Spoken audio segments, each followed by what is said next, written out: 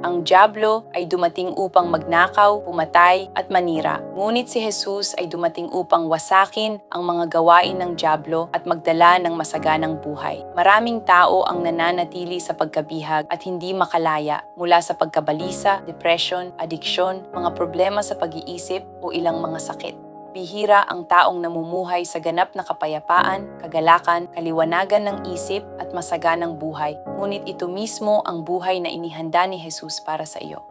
Ang pangunahing paraan na winawasak ni Jesus ang mga gawain ng dyablo at nagdadala ng kalayaan ay sa pamamagitan ng pagpapalaya o deliverance. Isinulat ko ang Unlock Your Deliverance dahil maraming tao ang hindi alam kung paano makamtan ang pagpapalaya. Ang pagtanggap ng pagpapalaya ay naiiba para sa bawat isa at sa aking aklat ibinabahagi ko ang lahat ng dahilan bakit nananatili kang bihag at kung paano matamo ang ganap na kalayaan.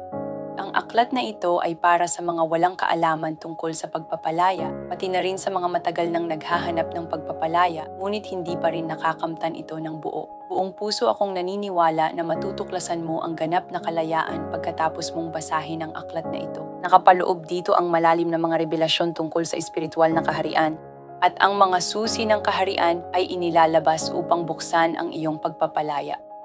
Kung nais mong tulungan ang iba na mapalaya rin, ang aklat na ito ay magtuturo sa iyo kung paano akayin sila patungo sa kalayaan. Idinadalangin ko na ang sino mang nangangailangan ng kalayaan ay makakuha ng aklat na ito at maranasan ang pagpapalaya habang nagbabasa o nakikinig. Punong-puno ako ng pananabik para sa kalayaan at pagbabago na magaganap sa iyong buhay sa pagbasa ng aklat na ito. Panahon na upang maging malaya at tulungan ang iba na mapalaya rin. Dapat maging malaya ang mga anak ng Diyos.